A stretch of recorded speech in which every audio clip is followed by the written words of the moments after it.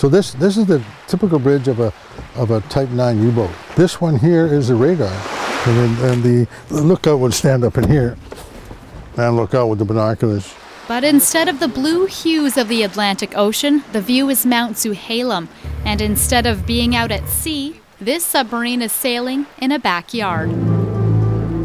This is something that John doesn't necessarily want to do, is to snorkel.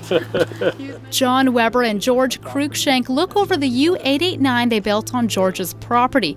It was formerly a German U-boat, but was surrendered to the Canadian Navy at the end of World War II, an important piece of history for these Navy buffs. Basically sort of connived with George to say, well, if you build the foundation, I'll build the submarine. The next thing I know, he was building a foundation. But before the foundation, they had to do some research. I contacted a U-boat officer from the Second World War, and he had only a general drawing. And to build something like this, you need detailed drawings, you need the actual dimensions. The waves used to come up and deflect the waves from going on the bridge. So he searched high and low on the internet, looked through just about 250 books, collected over 200 photographs, and even took his research to Germany to visit nearly a dozen museums. It took him 9 months and 1,000 hours of his time to make the U-889's designs within 2 centimeters of its actual size. Well, it's important to be accurate, because otherwise if it becomes too hokey.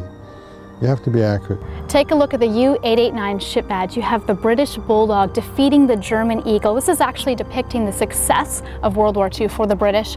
And this whole submarine is actually only one element of about 1,000 in a museum right here on this same property.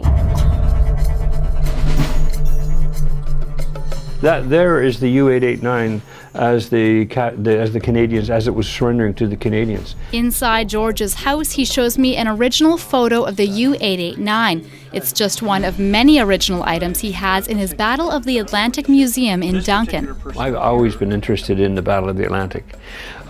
It was the longest battle of all of World War II. And it was, I think, one of the most decisive battles. It lasted from 1939 to 1945.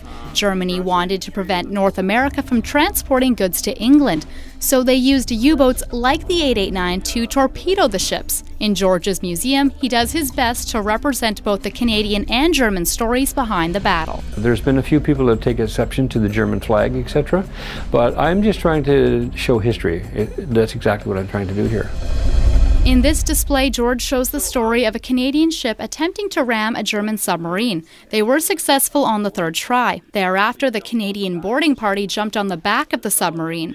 One of those brave Canadians was Hal Lawrence. He was a smoker, and it still smells of cigarettes. Photos, books, and even dog tags. George says this is the biggest Hal Lawrence collection in all of Canada. Before he passed away, he actually signed this to George, one of the band of brothers, Hal Lawrence. I'm thrilled about that. And not long ago, an unexpected visitor showed up to contribute a few more Hal Lawrence items to the museum. It was Hal's son. He was very surprised that I had this set up to honor his dad. He was very surprised. He had goosebumps, and I had goosebumps meeting him. George gets much of his memorabilia from military shows, eBay, and even garage sales. And I didn't really know it was going to be this popular when we started it. It was just kind of my collection that I put together. It's a collection that's still growing. George's next piece is a Whitehead torpedo from 1937.